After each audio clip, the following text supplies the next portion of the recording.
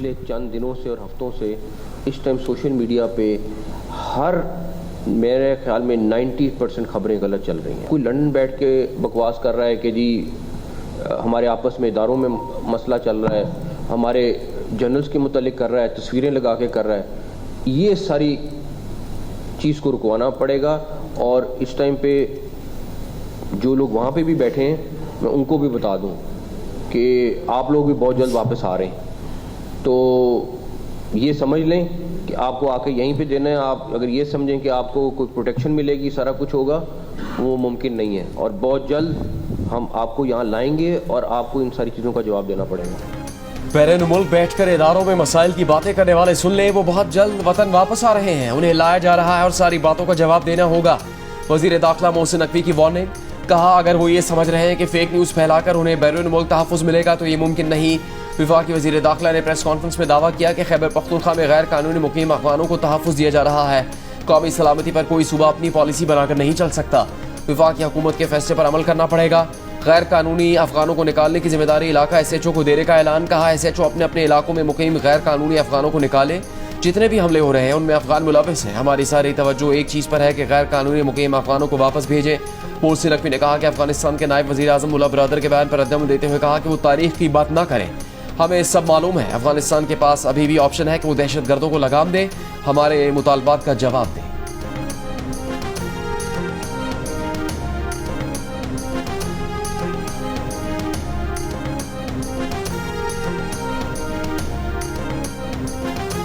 अगर उनको बहुत सारी चीज़ें याद हैं तो हमें भी बहुत सारी चीज़ें याद हैं और उनको हो सकता है पिछली 10, 20, 30, 40 साल पुरानी चीज़ें याद हो, हमें 5000 साल पुरानी हिस्ट्री भी याद है इनकी।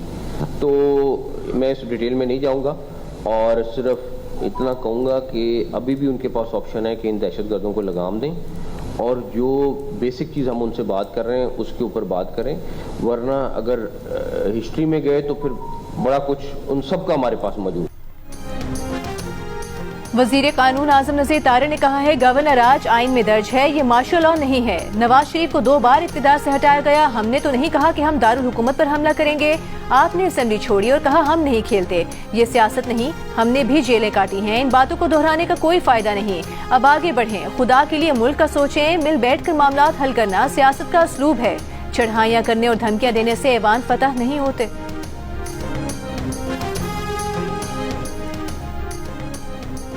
PTI के चेयरमैन बैरिस्टर गौहर का कहना है कि उन्हें खैबर पख्तूनख्वा में गवर्नर राज लगता दिखाई नहीं दे रहा। सूबा गवर्नर राज का मुताबिल नहीं हो सकता। कोशिश करेंगे खैबर पख्तूनख्वा में दहशतगर्दी का खात्मा हो। कौमी असम्बली में खिताब करते हुए कहा कि हमने हमेशा ऐवान को मजबूत करने की बात की। ऐवान में झगड़े होते हैं, आप लोगों ने भी एहतजाज किया। इतनी तकसीम पैदा ना करें कि जमहूरियत का नुकसान हो जाए। क्या आप के वज़ीर आला ने नहीं कहा था कि टांगे तोड़ देंगे? आप लोगों ने एक दूसरे कुछ और कहा, हमने तो नहीं कहा। अगर इत्तेफाक ना करने वाला गद्दार है तो ऐसे नहीं हो सकता।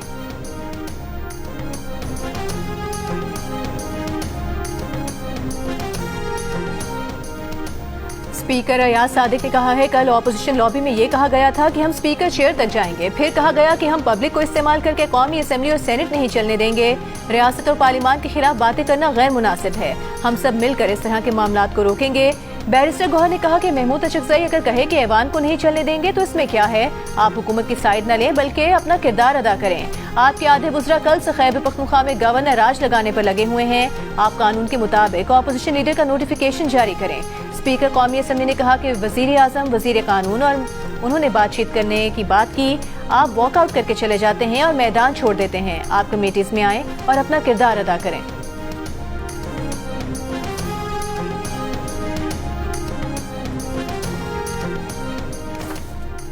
वज़ीर मुमलिकत बराए दाखिला तलाल चौधरी का कहना है कि वफाकी हुकूमत को अपनी जिम्मेदारियां पूरी करनी है। हमारी सियासी हुकूमत कभी नहीं चाहेगी कि गवर्नर राज जैसा इकदाम करे। वज़ीर आला खैबर पख्तूनख्वा चीज़ों को इस हद तक ना लेकर जाएं। उम्मीद है वो अपनी जिम्मेदारियों का एहसास करेंगे। पार्लियामेंट हाउस में मीडिया से गुफ्तगू करते हुए कहा कि वज़ीर आला सियासी बयानबाजी की बजाय अपनी आईनी जिम्मेदारी पूरी करें। हमने बतौर वफाकी हुकूमत कोशिश की तमाम फ़रीक़ैन को हर मामले पर मशावरती अमल में शामिल किया जाए। बदकिस्मती से वज़ीर आला खैबर पख्तूनख्वा वफाक समेत सलामती जैसे मामले पर हमलावर होने से गुरेज नहीं करते। जेल मैनुअल के तहत जेल हुकाम फैसला करेंगे कि कब किसकी मुलाकात होगी।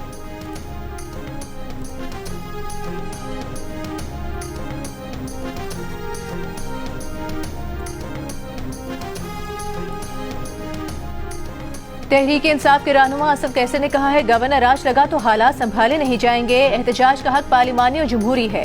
पार्लियामेंट में तकरीर करना और सियासी बात करना अलग अलग चीजें हैं। माजी में साबिक वजीर आजम ने जो लहजा इस्तेमाल किया वो आपके इल्म में है।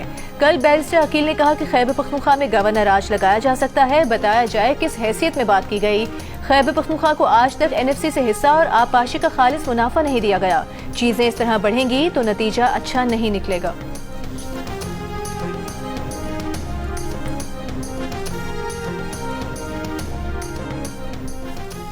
वज़ीर आला खैबर पख्तूनख्वा सुहेल आफरीदी का कहना है कि सूबे में किसी और राज की जरूरत नहीं। अगर हिम्मत है तो गवर्नर राज लगा कर देखे। हम नहीं डरते। बंद कमरों की पॉलिसी खैबर पख्तूनख्वा में नाफिज करने वालों को एहसास करना चाहिए। सेनेटर फैसल वाबडा का कहना है बदमाशी करेंगे तो गवर्नर राज लग सकता है। हम सब की कोशिश होनी चाहिए कि खैबर पख्तूनख्वा के वजीर आला अपनी जिम्मेदारियां निभाएं। हमारी ख्वाहिश है फैसल करीम कुंडी ही गवर्नर खैबर पख्तूनख्वा रहे। अगर किसी और नाम का कुर्रा निकलता है तो फिर सियासी नहीं हो सकता। अगर अब भी इन्हें बानी PTI से मुलाकात की ख्वाहिश है तो दीवार पर टकरे मारते रहें। दीवार को कुछ नहीं होना और दीवार से कुछ नहीं मिलना।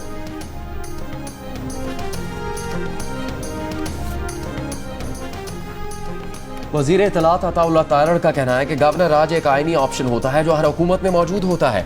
जब गवर्नेंस कमजोर हो तो इस तरह की बातें होती हैं। चीफ ऑफ डिफेंस स्टाफ के मामले का सोशल और इलेक्ट्रॉनिक मीडिया पर मसला बना दिया गया। वज़ीर दिफा ख्वाजा आसिफ का कल बयान आया है हर चीज़ मामूल के मुताबिक चल रही है। इस नोटिफिकेशन में किसी भी किस्म का कोई मसला नहीं है। वज़ीर कानून आज़म नज़ीर तारड़ का कहना है कि आईनी तरमीम के बाद आर्मी चीफ और चीफ ऑफ डिफेंस फोर्सेस का एक नोटिफिकेशन आएगा। जल्द ही ये मामला हल हो जाएंगे। कानून पास हो चुका, नोटिफिकेशन भी इससे जुड़ा मामला है। नोटिफिकेशन के हवाले से ऐसा कुछ नहीं कि मामला रुक गए हों। वज़ीर आज़म पाकिस्तान मुल्क में वापस आ जाएंगे और वज़ारत दिफा इस पर मामला आगे बढ़ा लेगी। कराची में एक और मासूम बच्चा खुले मैनहोल की नजर हो गया। नीपा फ्लाईओवर के करीब 3 साला इब्राहिम की मां बहन करती रही। बच्चे की तलाश मुमकिन न हो सकी। रात गटर में गिरने वाले बच्चे की लाश 14 घंटे बाद 1 किलोमीटर दूर नाले से आज मिल गई। अहले इलाका ने इल्जाम लगाया है कि सरकारी हुकाम को 40 से ज्यादा कॉल्स और ईमेल्स की। सुबह तक सिर्फ एक BRT इंजीनियर ने राबता किया। इंतजामी एहलकार एक दौरे पर जिम्मेदारी डालते रहे। जाँ भाग बच्चे के वालिद का कहना है कि गुज़िश्ता रात डिपार्टमेंटल स्टोर आए थे। शॉपिंग करके निकले तो बेटा हाथ छुड़ा कर भागा। मोटरसाइकिल मैनहोल के करीब पार्क थी। बेटा आंखों के सामने गटर में गिरा। मैनहोल पर ढक्कन नहीं था। तर्जुमान वाटर कॉर्पोरेशन का कहना है कि जहां वाकया पेश आया वहां वाटर कॉर्पोरेशन का कोई सिस्टम मौजूद नहीं। जाए वकुआ पर सीवरेज लाइन मौजूद है और न ही वाटर कॉर्पोरेशन का कोई मैनहोल है। वाक़े के बाद नीपा चौरंगी पर शहरियों ने एहतजाज और टायर जलाकर सड़कें ट्रैफिक के लिए बंद भी की। बाद में सड़कें खोल दी गईं। जाँ भाग बच्चे की नमाज जनाजा अदा कर दी गई। बच्चे की तलाश के लिए खोदी गई 1.5 किलोमीटर की सड़क किसी नए हादसे का सबब बन सकती है।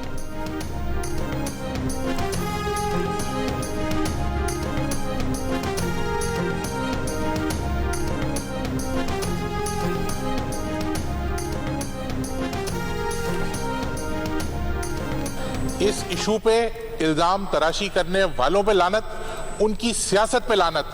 हम ये कहते हैं देखें सर, ये वाकयात क्यों हो रहे हैं और मुताद्दिद दफा हो रहे हैं, बार बार रिपीट हो रहे हैं। उसकी वजह यह है कि कोई सजा का कॉन्सेप्ट ही नहीं है। मैं इस बहस में नहीं जाऊंगा कि जी वहां पे काउंसलर कौन है, टाउन किसका, नहीं, ये नहीं होनी चाहिए बहस यहाँ पे। हाँ, अगर जिसकी जिम्मेदारी थी उसने नहीं किया उसको पनिशमेंट मिलनी चाहिए। कराची में बच्चा मैनहोल में गिरने के वाक़े पर सिंध असम्बली और कराची सिटी काउंसिल में अपोजिशन का एहतजाज। सिंध असम्बली में MQM के पार्लिमानी लीडर ताहा अहमद ने कहा कि वाक़यात मुसलसल हो रहे हैं, कोई रोकथाम नहीं हो रही। अगर मशीनरी वालिदैन को मंगवानी पड़ रही है तो वहाँ के नुमाइंदे क्या कर रहे हैं। शजील मेमन ने जवाब में कहा कि वाक़े के 15 मिनट से आधे घंटे में रेस्क्यू का काम शुरू कर दिया गया था। ये वाक़या मुजरमाना गफलत है। अफसरान को अपने दफातर से निकल चेक करना चाहिए कि कहाँ क्या कमी है। वाक़े के ज़िम्मेदारों का तयन ज़रूर होगा। कराची सिटी काउंसिल में भी एहतजाज। मेयर कराची मुर्तज़ा वहाब के खिलाफ नारे। दूसरी जानिब अमीर जमात इस्लामी हाफिज़ नईमुर रहमान ने कहा कि कराची का निज़ाम भेड़ियों के हाथों में दे दिया गया। जमात इस्लामी कराची के अमीर मनुन जफ़र ने कहा कि इस वाक़े का बड़ा अलमिया यह है कि मेयर कराची के ACDC ने टाउन चेयरमैन के फ़ोन का जवाब तक नहीं दिया। मुतल्लिका इदारों ने मशीनरी भी बर वक्त फराहम नहीं की।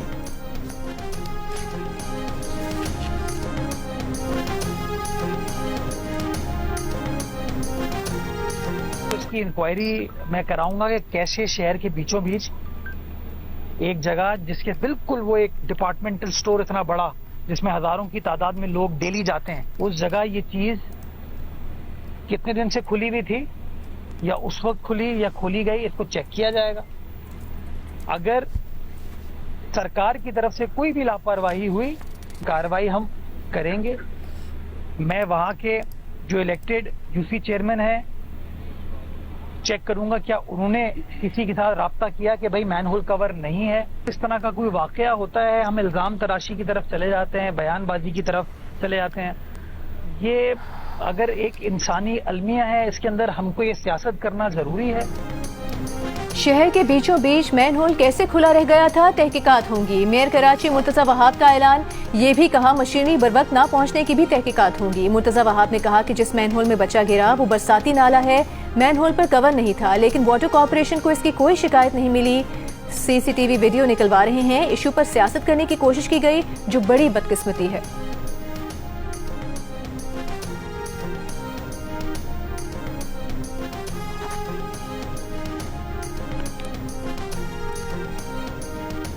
इंसदाद दहशतगर्दी अदालत रावलपिंडी का शौकत खानम अस्पताल और नमल यूनिवर्सिटी के अकाउंट्स बहाल करने का हुक्म अलीमा खान के खिलाफ 26 नवंबर के एहतजाज पर दर्ज मुकदमे की समाअत के दौरान प्रोसिक्यूटर ने कहा कि अस्पताल के अकाउंट्स मुंजमद करने की कोई तहरीरी दरखास्त दायर नहीं की गई थी।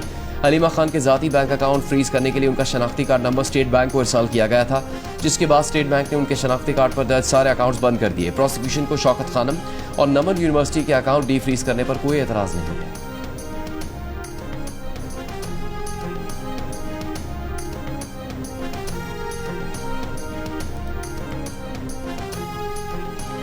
एडवोकेट जनरल खैबर पख्तूनख्वा शाह फैसल उस्मान खेल का कहना है, सूबे में गवर्नर राज कायम हुआ तो हाई कोर्ट और सुप्रीम कोर्ट जाएंगे। गवर्नर राज कायम करने के लिए कोई आईनी और कानूनी जवाब मौजूद नहीं। सूबा माशी तौर पर ठीक जा रहा है। इमरजेंसी किस बुनियाद पर नाफिज होगी? गवर्नर के पास गवर्नर राज की समरी भेजने के लिए कोई आईनी जवाब नहीं।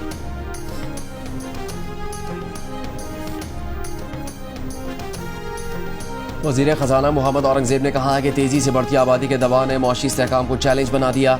पायदार मुआशी तरक्की के लिए आबादी और वसाइल में तवाज़ुन ज़रूरी है। आबादी पर प्रेस कॉन्फ्रेंस से खिताब में वफाकी वज़ीर एहसन इकबाल ने कहा कि बढ़ती आबादी माली वसाइल पर बोझ है। NFC को सर्विस डिलीवरी के साथ भी मुंसलिक करना चाहिए। सेनेटर शहरी रहमान ने कहा कि आबादी में इजाफा, पानी की किल्लत और मौसमियाती तब्दीली बड़े चैलेंज है। पाकिस्तान में पानी ज़ख़ीरा करने के लिए कोई बड़ा डैम भी नहीं बनाया गया। आबादी से वाटर सिक्योरिटी और फूड सिक्योरिटी जुड़ी है।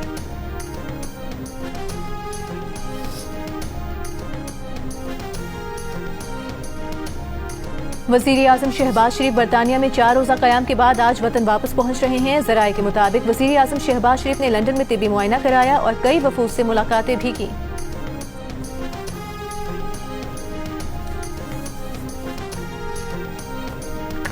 फील्ड मार्शल सैयद आसिम अनीस से मिस्र के वज़ीर ख़ारजा डॉक्टर बदर अहमद मोहम्मद अब्दुल हाती की मुलाकात। ISPR के मुताबिक दिफा और सिक्योरिटी ताउन, अस्करी रवाबित, तरबियत के इश्तराक और इलाकाई अमन व इस्तेहकाम पर तबादला ख्याल किया गया। बदलती इलाकाई सिक्योरिटी सूरत हाल के तनाजुर में दरपेश चैलेंजेस से निपटने के लिए आला सतह के रवाबित के तसलसल की अहमियत पर जोर। कराची में रेंजर्स की तैनाती मजीद 1 साल के लिए बढ़ा दी गई। रेंजर्स इंसदाद दहशतगर्दी एक्ट के तहत इख्तियारात के साथ पुलिस की मामलत जारी रखेगी। सिंध काबीना के इजलास में फैसले की मंजूरी। तर्जुमान वज़ीर आला सिंध के मुताबिक सिंध रेंजर्स की तैनाती की नई मुद्दत 9 दिसंबर 2025 से मौसर होगी।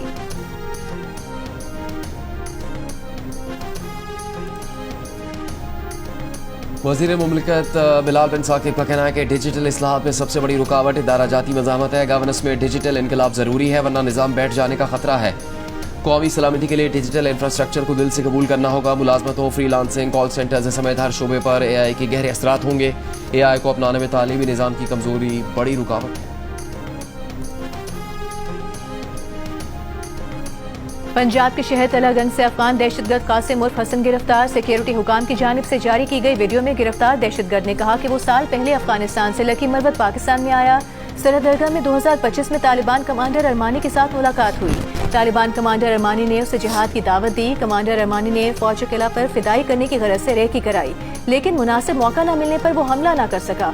गिरफ्तार दहशतगर्द ने कहा कि वो सितंबर में पंजाब चला गया, जिसका मकसद लड़के तलाश करना और तंजीम में शामिल करना था। पंजाब में कुछ दिन गुजारने के बाद उसे पुलिस ने गिरफ्तार कर लिया।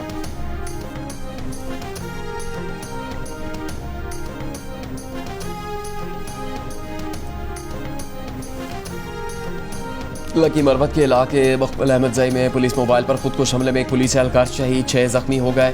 धमाके के बाद इलाके में सर्च ऑपरेशन जारी। डीपीओ के मुताबिक खुदकुश हमलावर मोटरसाइकिल पर आए थे। हमलावरों ने पुलिस पर फायरिंग भी की। वजीर आला खैबर पख्तूनख्वा सुहेल आफरीदी और गवर्नर फैसल करीम कुंडी की पुलिस मोबाइल पर हमले की मजम्मत। सुहेल आफरीदी ने कहा, सूबाई हुकूमत पुलिस के साथ खड़ी है। गवर्नर फैसल करीम कुंडी ने कहा, खैबर पख्तूनख्वा पुलिस दहशतगर्दों का बहादुरी से मुकाबला कर रही है।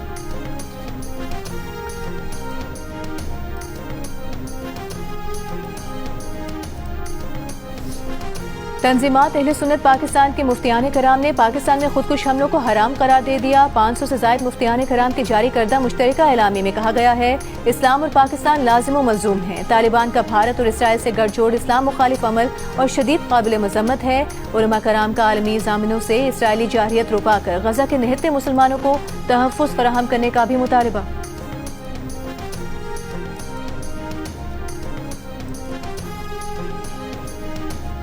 अमरीकी जरीदे फोर्ब्स की पंजाब हुकूमत के सुथरा पंजाब प्रोग्राम की तारीफ। रिपोर्ट में कहा कि सुथरा पंजाब प्रोग्राम दुनिया का सबसे बड़ा कचरा उठाने वाला मरबूत निज़ाम बन गया। पंजाब हुकूमत ने 8 महीनों में सूबे में कचरे के मसाइल का बेहतरीन हल पेश किया। मनसूबे के तहत रोज़ाना 50,000 टन कचरा जमा किया जाता है।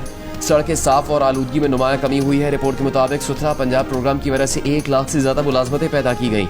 लाखों अफराद को पहली बार बाकायदा कचरा उठाने की सर्विस मिली। इस मंसूबे को COP30 में भी आलमी सतह पर पेश किया गया, जहां प्रोग्राम को integrated waste and climate action model करार दिया गया। रिपोर्ट में कहा गया कि यह मंसूबा दुनिया के रहनुमाओं के लिए सीखने का मौका है।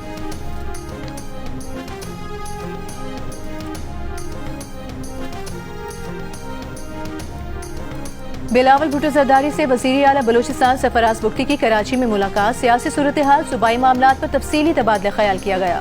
सूबे में अमनो इस्तेहकाम, सियासी हम आहंगी मुतालिक इकदामात पर भी गुफ्तगू की गई। वज़ीर आला बलूचिस्तान ने बिलावल भुट्टो जरदारी को सूबे की मौजूदा सूरत हाल से आगाह किया। चेयरमैन पीपल्स पार्टी ने सूबाई क़यादत को हर मुमकिन ताउन की यकीन दहानी कराई।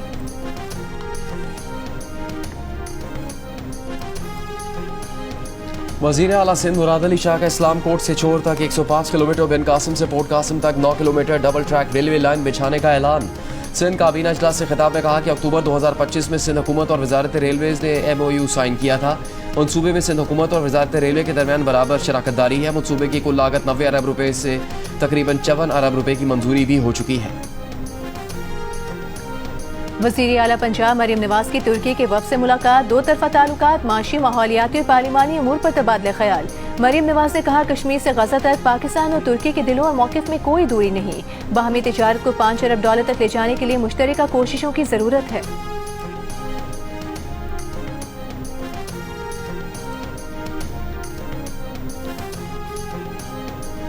वज़ीर दाखिला मोहसिन नकवी से वज़ीर ट्रांसपोर्ट पंजाब बिलाल अकबर खान की मुलाकात। ट्रांसपोर्ट सेक्टर में इस्लाहात और Rawalpindi Islamabad metro bus service मज़ीद बेहतर बनाने पर तबादला ख्याल। वज़ीर दाखिला मोहसिन नकवी ने कहा कि इस्लामाबाद के शहरियों के लिए तारीख में पहली बार इलेक्ट्रिक बसों का इजरा किया गया। ई बसों का दायरा बतदरीज बढ़ाया जा रहा है।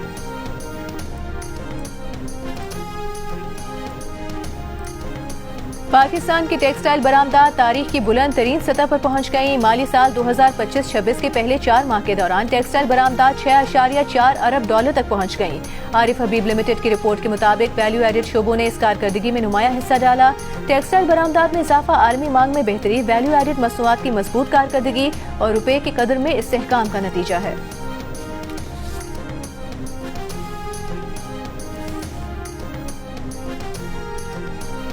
मुसाफिरों को ऑफलोड किए जाने की खबरें बेबुनियाद हैं। अवाम बेबुनियाद खबरों और प्रोपेगेंडे से परेशान न हो। डायरेक्टर FIA लाहौर की प्रेस कॉन्फ्रेंस। कहा, जिनकी दस्तावेजात जाली थी उनको रोका गया। अक्सर मुसाफिरों को यूरोप ले जाने का झांसा दिया जाता है। मुख्तलिफ लोग बैरून मुल्क जाकर भीख मांगने लग जाते हैं।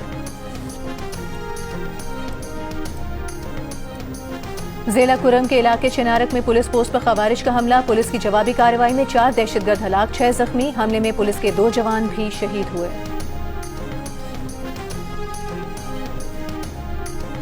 गवर्नर पंजाब सलीम हैदर ने कहा है कि खैबर पख्तूनख्वा में गवर्नर राज की बातें मफरूज़ों पर मबनी है। यूनिवर्सिटी ऑफ फैसलाबाद और UET टेक्सला के कॉन्वोकेशन में मीडिया से गुफ्तगू करते हुए कहा कि सिंध में थरकोल के ज़खायर 200 साल तक हमारी ज़रूरियात पूरी कर सकते हैं। पाकिस्तान के खिलाफ भारतीय वज़ीर दिफा राजनाथ के बयान पर सिखों का कनाडा में भारतीय हाई कमीशन के सामने मुजाहरा। मोदी हुकूमत के खिलाफ और खालिस्तान के हक में नारे लगाए। मुजाहरे से खिताब में सिख रहनुमाओं ने कहा कि सूबा सिंध से मुतालिक बयान देने की बजाय राजनाथ भारत की फिक्र करें जो बहुत जल्द कई टुकड़ों में बिखरने वाला है। भारतीय पंजाब बहुत जल्द भारत से अलग होकर खालिस्तान की रियासत बनेगा।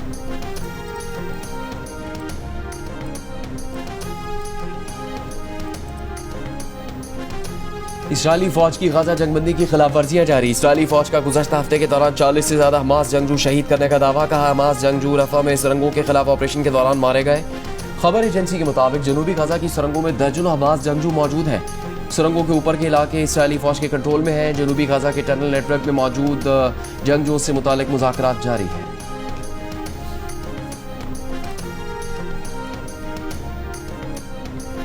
गजा और यूक्रेन की जंगों और आलमी तनाज़ात के बायस दुनिया में असलहे की खरीदो फरोख्त बढ़ गई। Stockholm International Peace Research Institute के मुताबिक 100 बड़ी असलहा साज कंपनियों ने 2024 में $679 अरब का असलहा फरोख्त किया। ये शरह पिछले साल से 6% ज्यादा रही। असलहे की ज्यादा फरोख्त अमरीकी और यूरोपीय कंपनियों ने की। इसराइली कंपनियों ने गजा में फलस्तीनियों की नस्ल कुशी के दौरान मजमूई तौर पर $16.2 अरब का असलहा बेचा, जो 2023 से 16% ज्यादा था। एशिया ममालिक में समुद्री तूफान, बारिशों, सैलाब और लैंडस्लाइडिंग की तबाहकारियां। लाखों लोग मुतासिर। एक हफ्ते के दौरान 1100 से ज्यादा अफराद जान की बाजी हार गए। हजारों बेघर हो गए। इंडोनेशिया में 604, श्रीलंका में 335, थाईलैंड में 176 और मलेशिया में 3 अफराद हलाक हुए। श्रीलंका में इमरजेंसी नाफिज कर दी गई। सदर अनुराग कुमार ने समुद्री तूफान, बारिशों और सैलाब से बड़े पैमाने पर हुई तबाहकारियों को 2004 के सुनामी के नुकसानात से ज्यादा तबाहकुन करार दे दिया।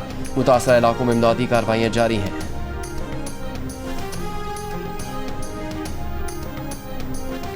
अमेरिका की वस्त मगरबी रियासतें बर्फ के तूफान की जद में आ गईं। रियासत न्यूयॉर्क, इलिनॉय, मिशिगन में इमारतें, मकानात, सड़कें 2 फुट से जायद बर्फ से ढक गईं। हजारों परवाजें मनसूख और ताखीर का शिकार हुई। शिकागो के एयरपोर्ट पर 8.4 इंच बर्फ रिकॉर्ड। शहर में नवंबर में सबसे ज्यादा बर्फ पड़ने का रिकॉर्ड बन गया। महकमे मौसमियात ने आज से मुल्क के बेशतर हिस्सों में बारिशों, यखबस्ता हवाओं और बर्फबारी से सर्दी की शिद्दत बढ़ने की पेशगोई कर दी।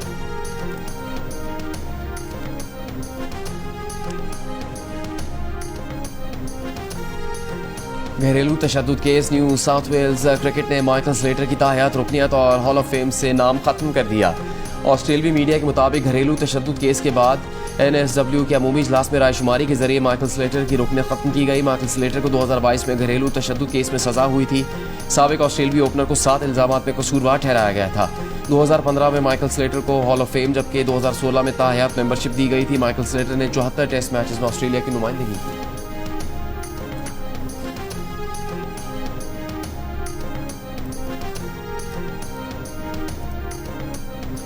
ऑस्ट्रेलिया ने 40 साल से जायद उम्र के खिलाड़ियों का T20 वर्ल्ड कप जीत लिया। फाइनल में ऑस्ट्रेलिया ने पाकिस्तान को 7 विकेट से शिकस्त दी। पाकिस्तान ने पहले खेलते हुए 9 विकेट्स पर 150 रन बनाए। फवाद आलम ने 24, अब्दुल रज़ाक ने 19 रन स्कोर किए। ऑस्ट्रेलिया ने हदफ 19वें ओवर में 3 विकेट के नुकसान पर हासिल कर लिया। मैच जियो सुपर से बराह रास्त नशर किया गया। पाकिस्तान आइडल के गाला राउंड में जगह बनाने वाले बहावलपुर के नौजवान आर्यन नवीद भट्टी का घर वापस पहुंचने पर शानदार इस्तकबाल। अहले खाना का कहना है कि आर्यन ने सख्त हालात के बावजूद कभी हिम्मत नहीं हारी, हमेशा अपने मेहनत से नाम बनाने का ख्वाब देखा।